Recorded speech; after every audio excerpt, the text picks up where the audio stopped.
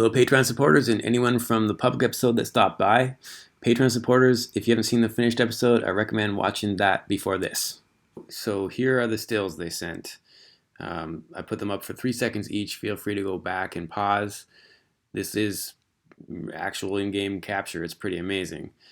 So what I'm going to do here is, after these stills play, which is basically another 15-20 seconds or whatever, there's going to be all the interview selects that I took from what I shot, which is roughly 20 minutes worth, and then the B-roll that they sent, also roughly 20 minutes worth, is going to play at the end.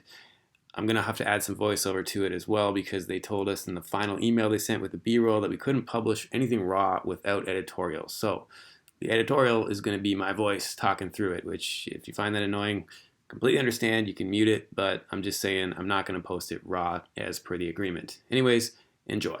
We've met the five of us before. This is another key member of our team. This is the director of production at Microsoft, Jerauld. And now, fire away with questions. You mentioned that that this whole prototype was HoloLens.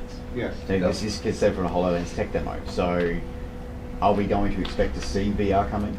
I would say we can't commit to anything at this point in time. When we discuss it, there's simple VR and then there's good VR implementations, and you can slap something in cheaply and easily. But is that the right thing? We hold ourselves to like a really high bar, and yeah, that takes time. Seb?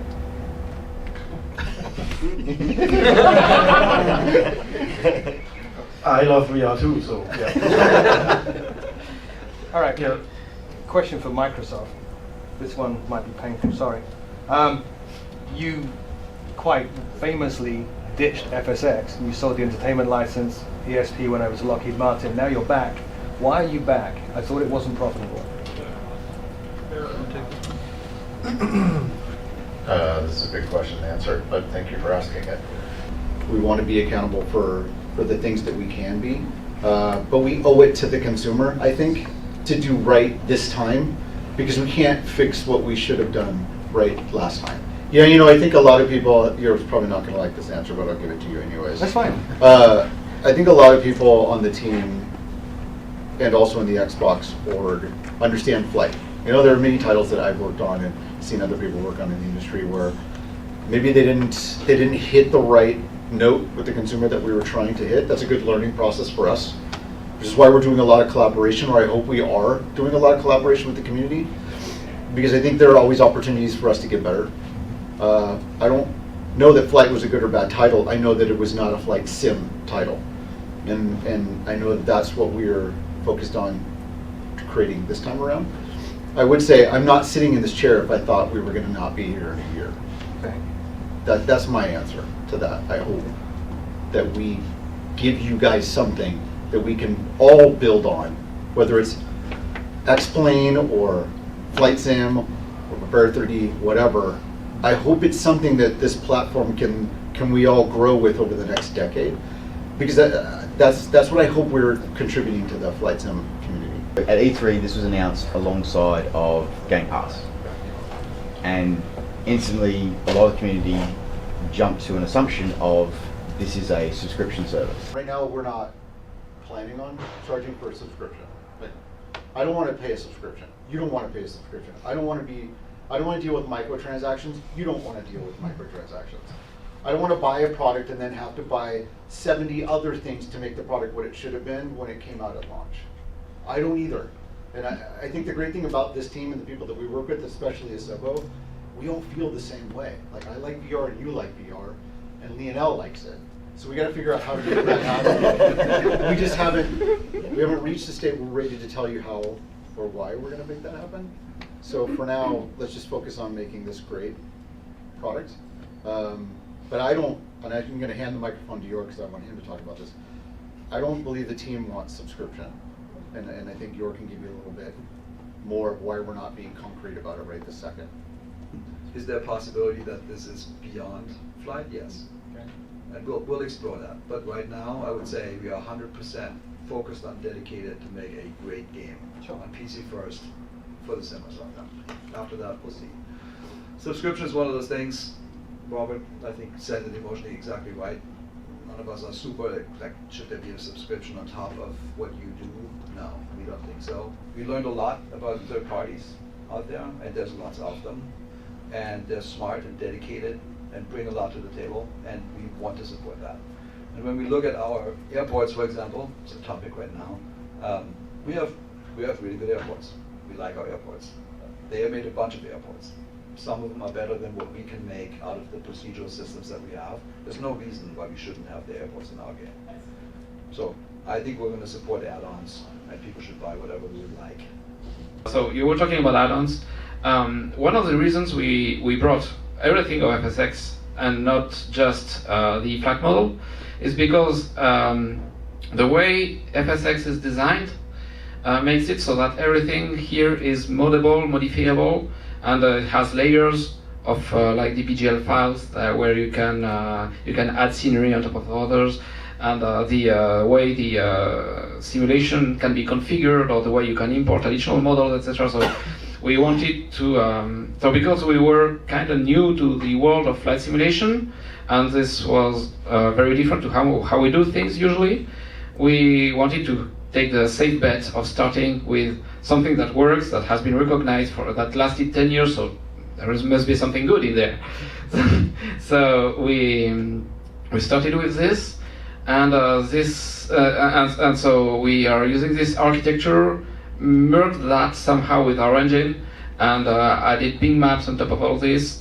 Our first version was full offline, then we download live, etc. So we went in incremental processes, which is how we work at Asobo. We tend to do something, look at what's good in there, and mostly what's bad, and improve on what's bad, and then look at what it looks like, and then, so until nobody complains, which actually never happens, because we're French.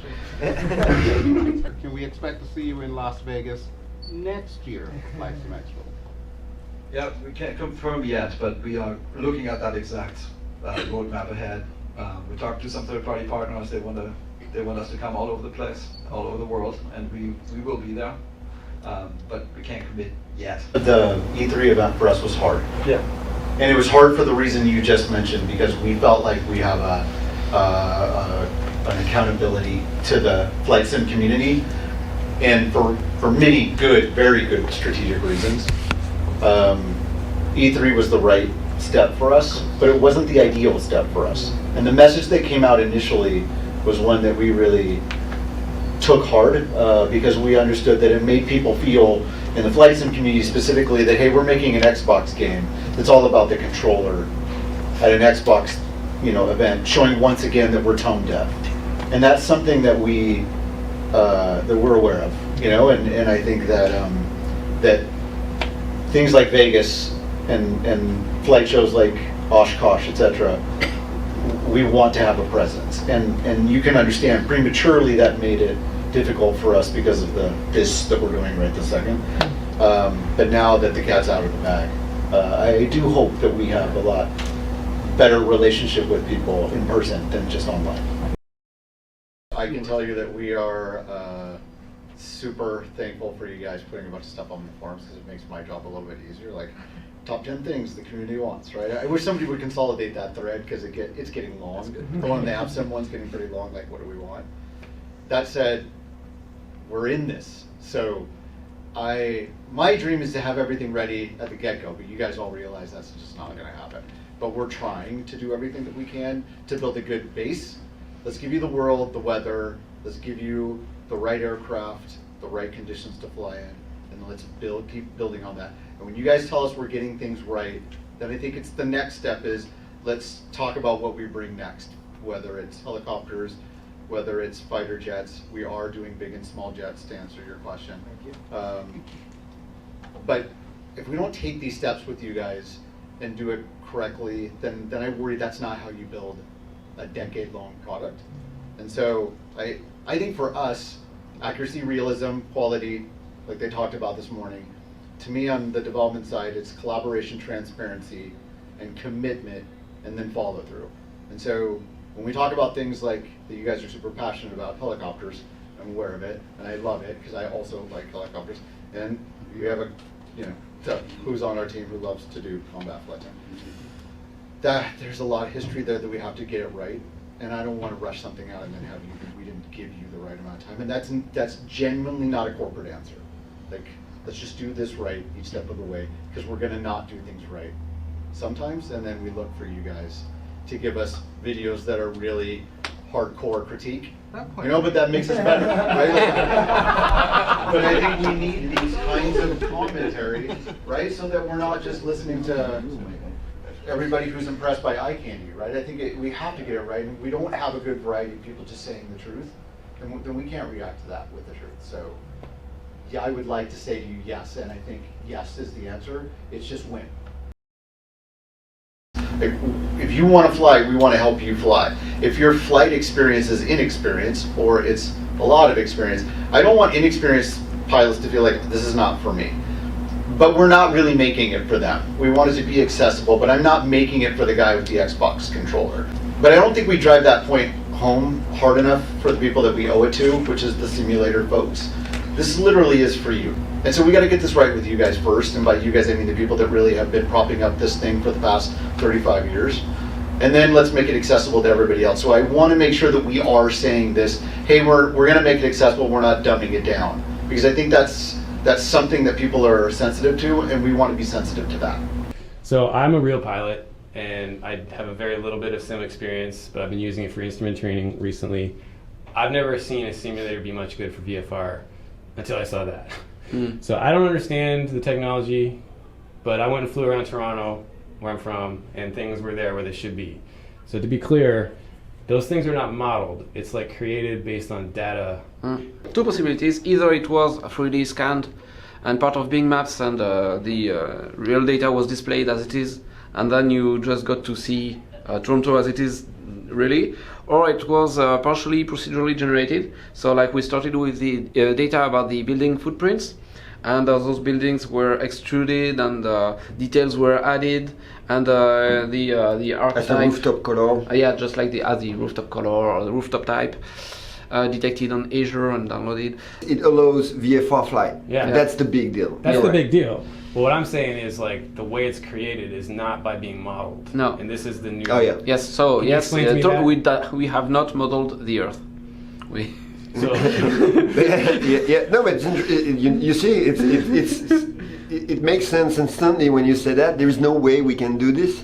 So either it's photogrammetric data, as it was the case, for example, in Seattle area, Renton area. We those data exist, so we use them and we import them into our software, and we render them the best way we can in order to give the best impression of it. So we add on top of it all the weather thing we were talking about. Yeah. Or the data is not as perfect, and we augment what we have, which is basically at the base level. It's aerial images.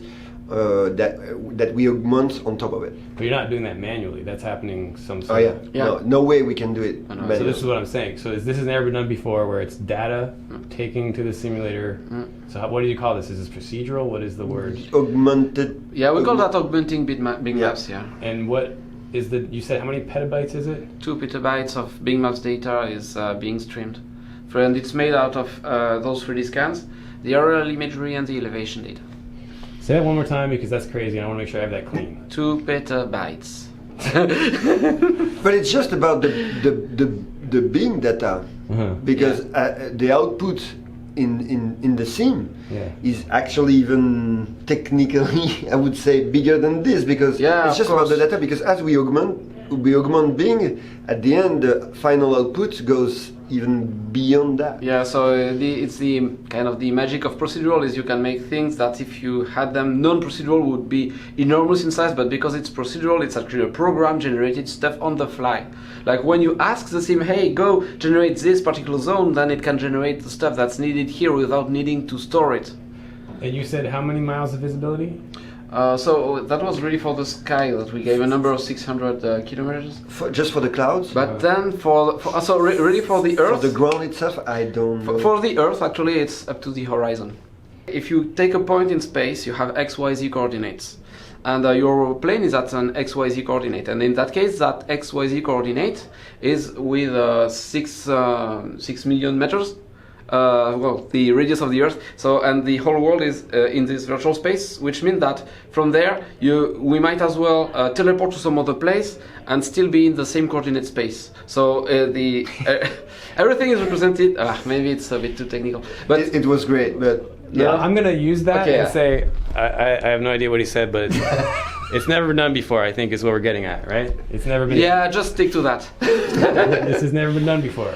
But we need to be humble because, again, keep in mind we are, on top of something that has been built previously by all who are the predecessor who has worked on Flight Simulator franchise, and it's not only a corporate statement. It's when you work on it, you realize very fast how big and how huge was the heritage. Yeah. So yes, but.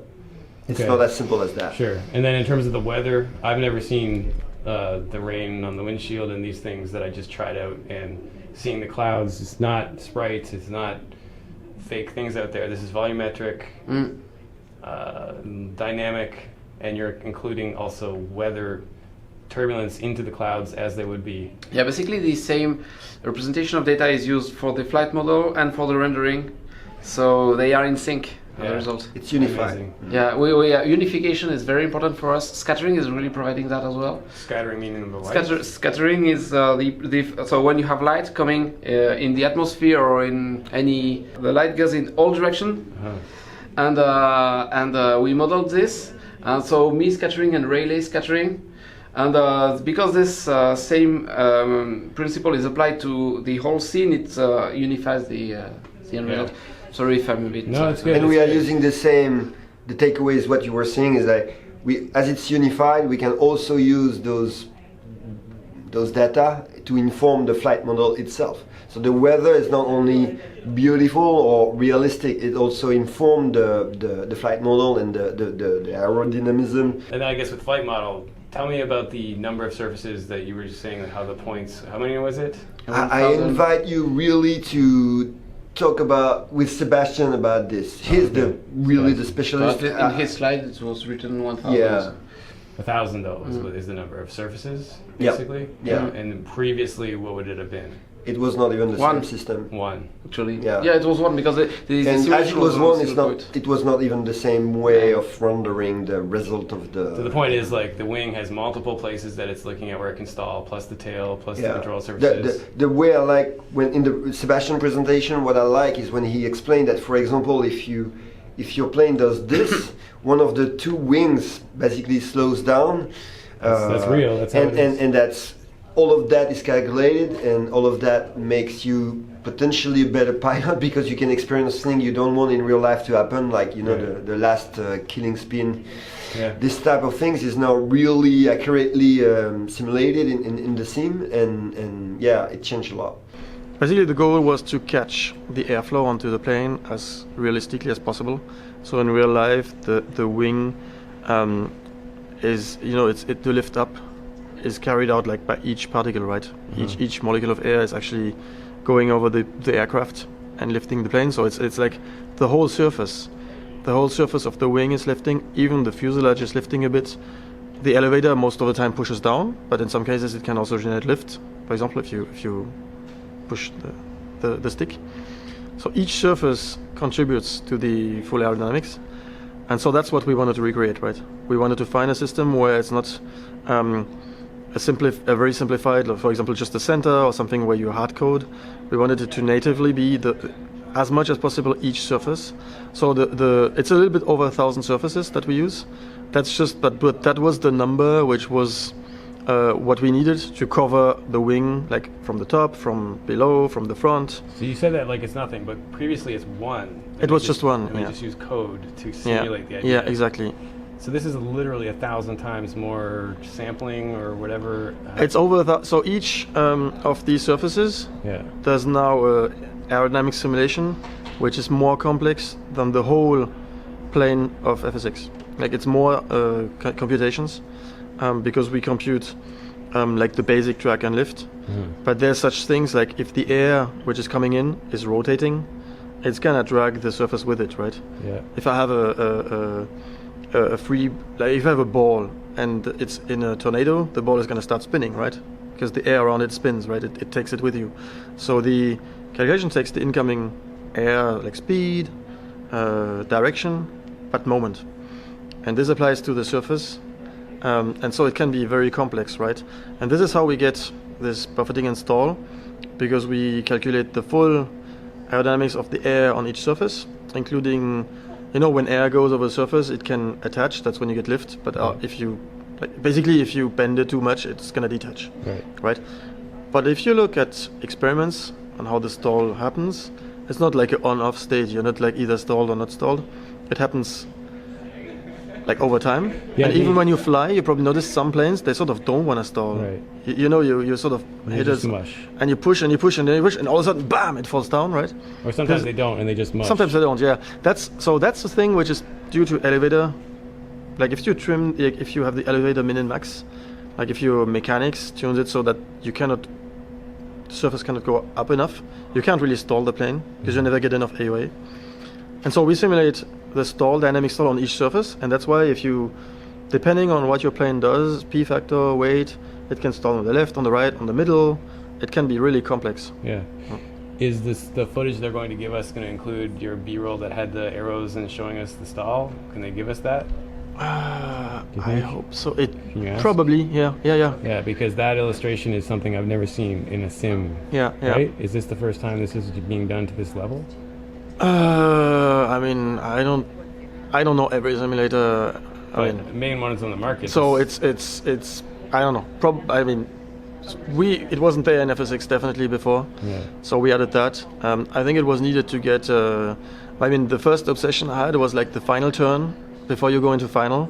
There's always this thing where sometimes people overshoot, they kick too much, and then they go into the stall spin. I wanted to get this to happen, and this is the first thing we sort of pursued, and we actually need to do all this for this to work, right? Now, if you go too slow on final, you overshoot, you kick, you will fall into the trees, right?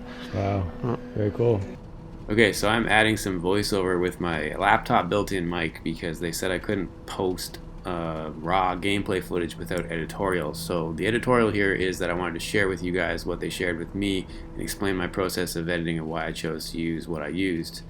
This is the stuff from Toronto. What's interesting is I asked them specifically to do this for me, so I really appreciate that they did, because this is something I legitimately set up and tried. Now, I did it in the 172, not the TBM, so I'm a little disappointed they gave it to me in the TBM, but whatever, it's close enough. I didn't end up using some of this stuff on final because they got like kind of wobbly. I used the clean shot that I could get, but basically, yeah, it looks pretty cool. I had a bit more direct sunlight coming through the clouds, but I guess it just goes to show how the rain is actually blocking the light, because when I had it set up, I could see more of the rain streaks being backlit, so that was pretty cool. So this next clip is, they labeled it high level clouds. Again, it's worth noting this was all captured in 4K. I probably published the full real episode in 4K. I'm going to decide how that goes because I'm doing it from Sweden based on the internet. So if it didn't work out to upload it, it'll be 1080. And Jill is texting me. That's my wife. And her and Evelyn are out there having a little adventure in Stockholm, which I missed out on to finish this edit, but that's life. Anyways, so I guess the key here is this is demonstrating high-level clouds in all kinds of different lighting environments, and I guess that's an important thing to note. You can slide the time of day slider in real time while flying, which is friggin' amazing. I don't know that any other sim... Okay, Jill's texting me some more.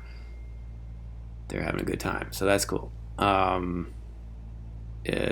key being you can really slide it in real time, so you can, choose whatever challenge you want to have. Like, say you want to fly into the sun and feel that kind of VFR challenge. You can do that and set the sun just where you want it and change the clouds to have them be more or less in your way. And I guess they're also doing this in the airport we were based in for the demonstration, which was Renton, or at least that was the FBO name. I don't know. Honestly, I'm just going to wing this whole voiceover in real time once. In the game had 3 different... Okay, how do I mute texts? The game had 3 different airplanes that you could use, I think. The 172, this thing, which I forget what it is, aerobatic airplane, and the TBM. Might have been more, but those are all that I played with. Okay. Thank you, Jill. She's sending some lovely, cute pictures of her and Evelyn out there. It's raining today. That's worth noting is I got some pretty cool flying adventures in Sweden. So if anybody is excited to see what general aviation is like in a country other than the US, I'm in Canada where I fly most of the time. It's been a pretty good adventure out here. So landing and takeoff on this thing kind of had the same problems that most sims I've run into have had, where ground handling is a little bit sketchy, doesn't feel super real. That said, I think they talked about trying to work harder on making it better. It definitely felt a little better. They had some pretty cool rudder pedals for us, but the controls were the Logitech typical yoke that we've all seen a million times. So it wasn't great. I think there's a new honeycomb yoke that just came out. I haven't tried it yet. People are saying it's better, and there is some more high-end stuff coming that's got feedback, I think. It's weird though. Racing games have had force feedback forever. I don't know why flight sims, it hasn't been a thing. It's like we need it. It's like key to make flying feel real. That's the other joke that almost all of us in the room testing this thing kept on relating to each other, is that trying to trim a sim, basically flying a sim is harder than flying a real airplane. If you haven't flown a real airplane, you probably don't believe that, but it's true. Anyway, so I saw a lot of the guys flying from this perspective. I can't do it. I'm not into the third person at all, but it did look cool. Okay. Yeah, more texts coming in. Yeah, the water also looked great. Even if you got down low, it was really amazing. I went and flew low a whole bunch. I was hoping they would give us some of that, but they didn't really give us a lot. But maybe as I go through this, there might be some. I'm just kind of reviewing all of this footage in real time while I do this. I selected what I could for the final episode, which is available on YouTube, and I will also have posted it here on Patreon as well. I'm not going to make it a charged post in this one either. This is an unlocked post. So thanks to all the supporters who have been paying for the content voluntarily. I give them exclusive content like this. In this case, I'm leaving it unlocked just to hopefully help get the sim community to see more of this stuff and maybe get some more simmers to be interested in checking out the real flying content that we make on the channel. Now, VR will be very exciting with this because of how good the scenery looks. It's not ready yet, but there's a good example where when you're on downwind, the detail is so good, you really can judge your approach and your setup of your pattern, which normally in sims is difficult to do, unless it's VR, to get the depth perception and everything, right. So yeah, I mean, look at that, right? Flying VFR with a sim has never been possible as far as I'm concerned. But this is like you can navigate VFR, pull your chart out, look for the city, look for the water, and it's where it should be, literally based on actual satellite imagery and all the other stuff they said in the interviews, that most of which went over my head. But it's pretty amazing, man. Like, I mean, I don't know. I think they're saying the panel, like the light effects there aren't done yet. You can probably tell like there would have been maybe some reflections or shadows in the panel. I think that's coming. That looked a little weak, but I think that's understandable for like a pre-beta, which is what this is. Okay, and in this clip they're calling scattered clouds 4K. So I think it's basically the same area. They just went and flew around with different cloud settings. And I guess what's important to note, I did say it in the main public episode, but these are like particle-based clouds. And okay, it's not 2D sprites or whatever. It's really, and the other thing is you can set it up to be based on the real weather. I think if you have it set up with the data connection so that it will really put out there what's there based on, where the fronts are and so on. So, I don't know enough about Sims. I know there's like some plugins and third-party things you can get that do a pretty good job creating realistic weather and so on, but you can fly right up to those clouds and they don't, block up or get weird or suddenly pop and disappear when you fly through the sprite 2D thing. It sort of gets hazy and then all of a sudden fully white or whatever, and in fact when you're in the cloud it's volumetrically changing. You can see it get brighter and darker based on the thickness of it. So it really is, as far as I'm concerned, the best cloud effects I've seen. So, I don't know. But again, like, I wish I knew more about this stuff, and maybe you guys can share with me anything you know about what's available third party with existing software. I'm curious to see it. I've got X-Plane in my sim at home, and I'm just using pretty much out of the box without any real mods yet. I'm interested in trying those things out, but this is coming, and when they get IFR stuff added to this, it's pretty amazing. I'm satisfied with X-Plane for the IFR stuff right now because that's primarily what I'm focused on, but I've never considered Sims usable for VFR. But this does look amazingly usable for VFR, so that's been pretty cool to check this out.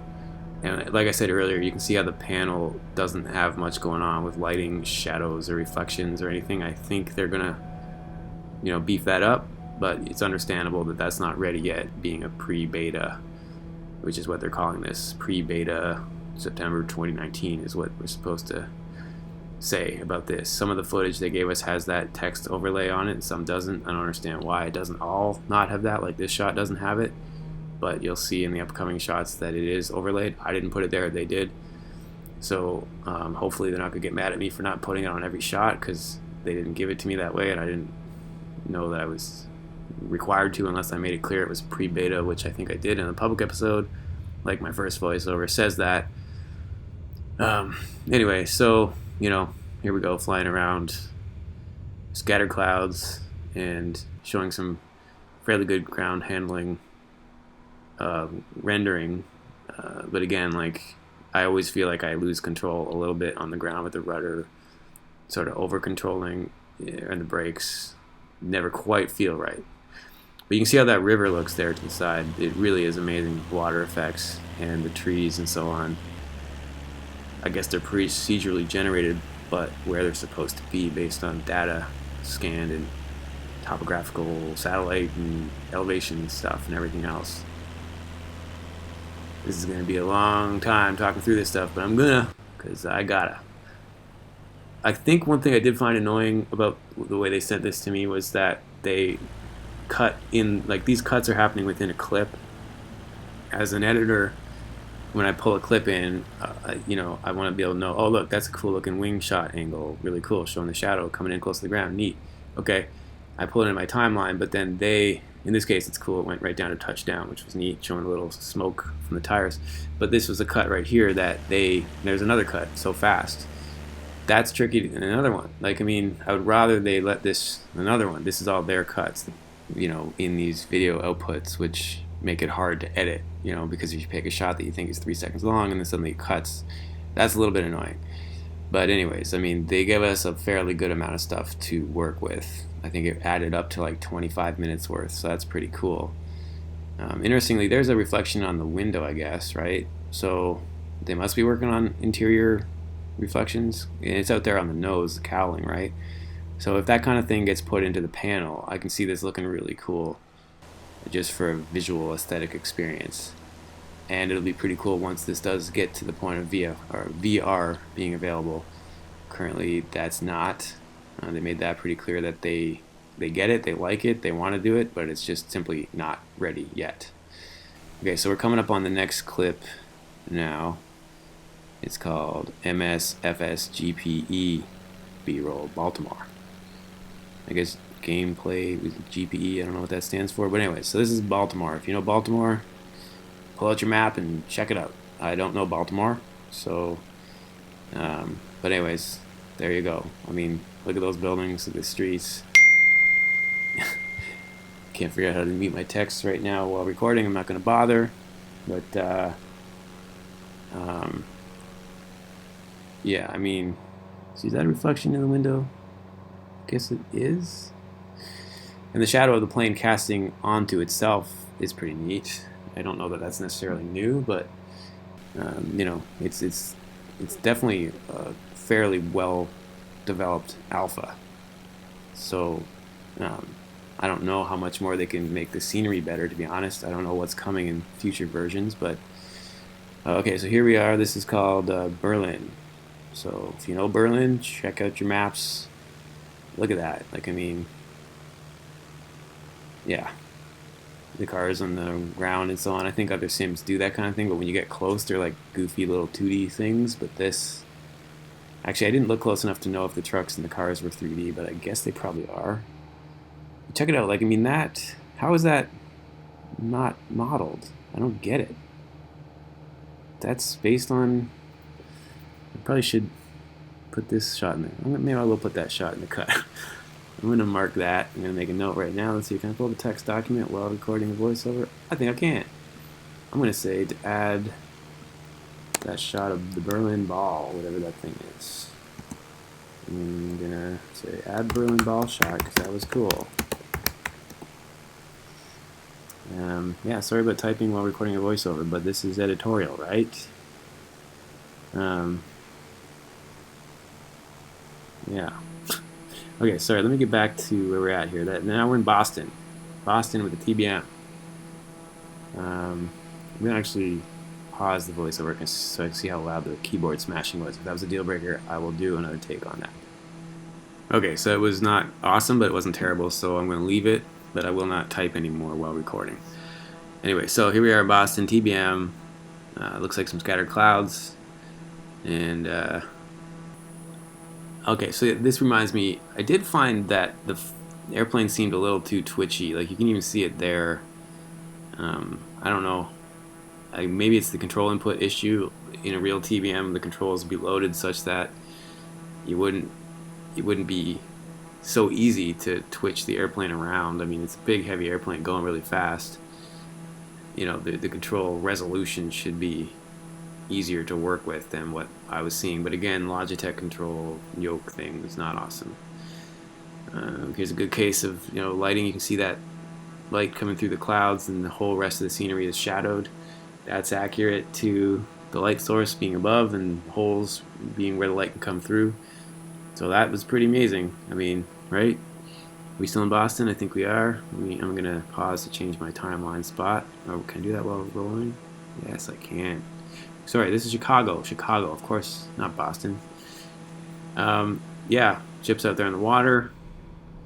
And the city kind of sort of silhouetted out there in the haze. I mean, that's pretty awesome. So, I don't know how much more I can say, but I got 20 minutes worth. I don't know, 13 minutes worth to talk through here. So maybe you've paused it or maybe you've muted it by now. That's definitely your prerogative. Interesting camera angle choice there.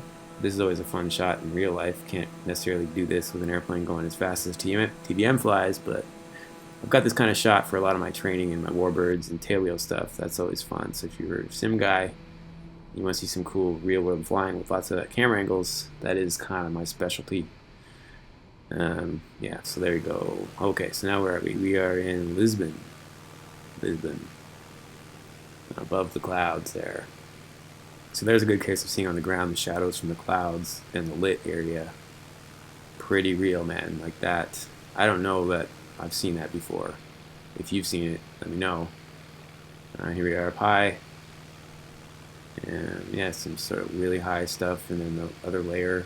That was something they kind of really prided themselves on, was rendering cloud layers that felt and acted real. And that's the other thing too, is if you fly into cumulus cloud, the flight model was actually adjusted such that you would feel the cumulus turbulence. And if you fly in real life, you know that can be interesting, where it's super smooth, and then as soon as you hit a cumulus cloud, you know, that's an updraft, right? That's what it means. Basically, a cumulus cloud is built by an updraft, bringing the moisture up above the dew point, and that's why you see it. And it's there. The sim is doing that, and that's pretty neat. Now, what's this one now? Stand by. I'm going to roll my timeline further. This is London. I guess London, England. I did use some of these shots in the fine cut. I thought that was pretty neat, seeing the way the water was shining, and then the city buildings were pretty realistically rendered with actual light and shadows affecting them the way they should. So that is pretty awesome. I think I actually used this exact shot. Just thought it was pretty neat. Again, I don't know how much I would use this in a real sim environment where I'd put the camera outside the airplane like that, but I think some of the sim guys do that. It does look beautiful. It doesn't feel right to me to fly from this kind of view. Yeah, so anyway, again, there's a good example of the light coming through a hole in the clouds, basically over the airport there, and then the neighborhood behind is sort of in shadow. Pretty cool. But every time we looked at this angle, I always felt like the panel betrayed the realism because it's not, something doesn't feel right about the lack of light effects going on there, but I can forgive them that. Okay, so we're coming up on the next clip. It is Maine. Here we are in Maine, flying this little thing, which I don't know what it is. But that little airplane was fun to fly. I did some low-level aerobatics, and it felt pretty good. So if you know Maine, here we are flying over Maine.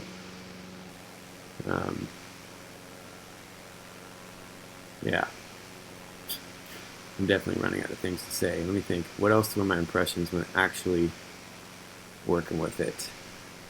I think being able to adjust things in real time was something I haven't seen before, which was pretty neat. Weather effects and time of day.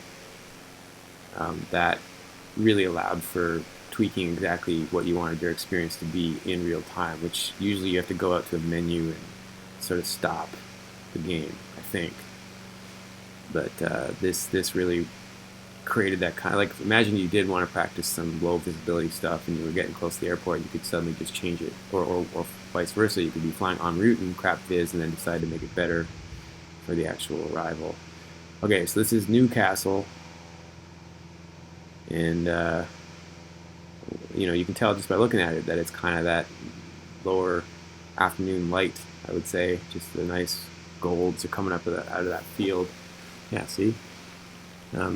This is again one of their cuts in the same clip, but I called it. It's sort of a low light day. Yeah, right? I mean, that felt real. There you go, right? You know the sun is behind you.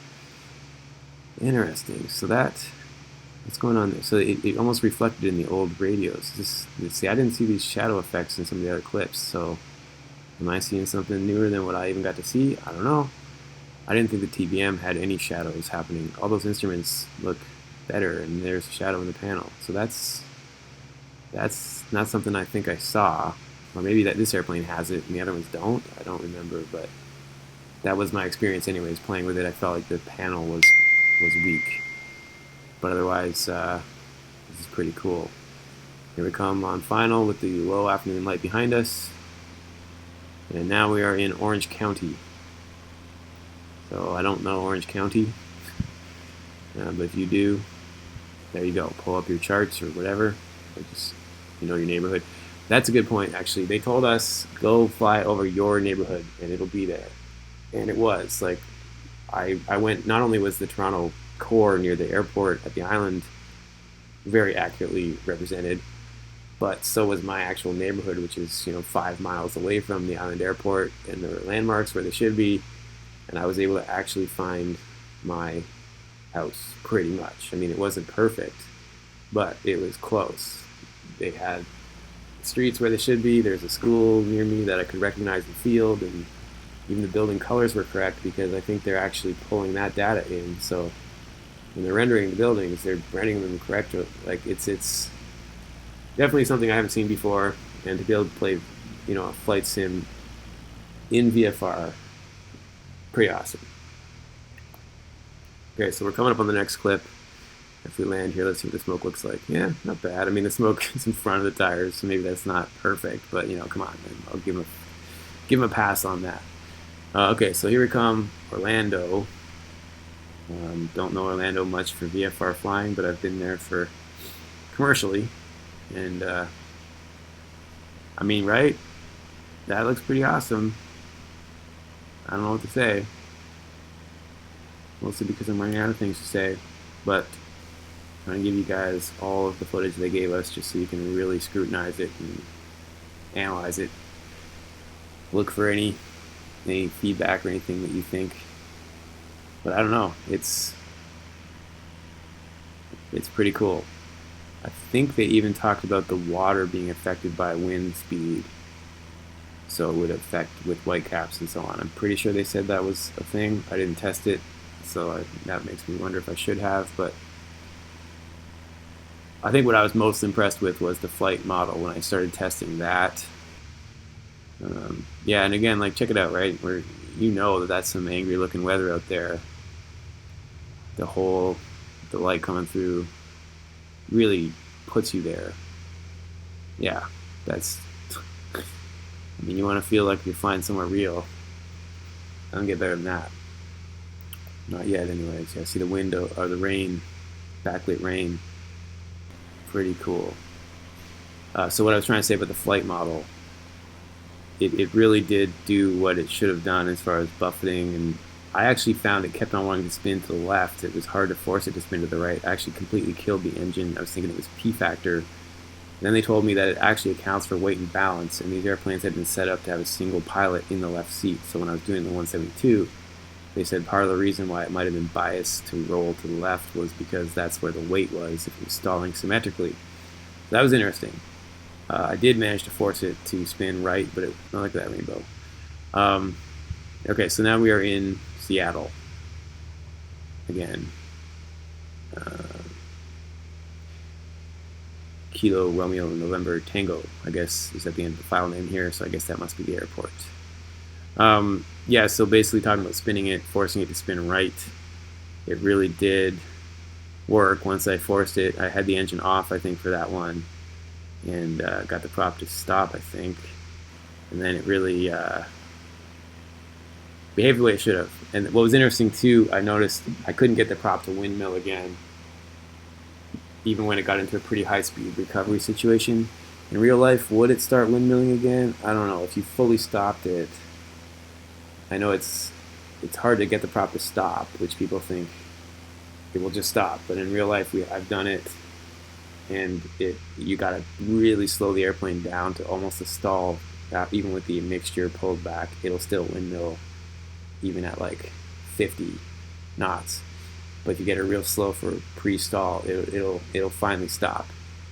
But I haven't tried restarting by pushing. Well, no, I guess I have in the real plane and getting it to windmill again. That's in a fixed pitch prop, mind you. Piper Warrior. So I did that with an instructor, and we did play around trying that out at a safe altitude to see how much better the airplane would glide with the prop stopped, and it does glide better. Anyway, in the sim, it did not start. You would have had to use the starter, and I couldn't, on the fly, I couldn't figure out how to do that with the controls that I had set up. I wasn't sure what the keyboard configuration was, so I just ended up doing a forced approach with the engine stopped, and ended up going into a fairly populated area in the city, and it didn't end well. But I flew it all the way to the crash. I did not give up on flying it, which a recent video that I did talks about that issue in GA, General Aviation, where there is apparently a crash every 4 days related to a pilot losing control of the airplane, ending up in a stall spin. And a lot of the time that's because they lost power during a climb, had the airplane pitched up and didn't pitch down quickly enough to regain speed. Maybe they're distracted trying to solve the problem or trying to get the engine restarted, but the key is that you've got to stay in control of that airplane. That's your main job. Fly the airplane. You can deal with problems while you're flying, but if you stop flying it, that's no longer, nothing else matters. You are now just a ton of bricks falling out of the sky, so you've got to maintain your flying speed.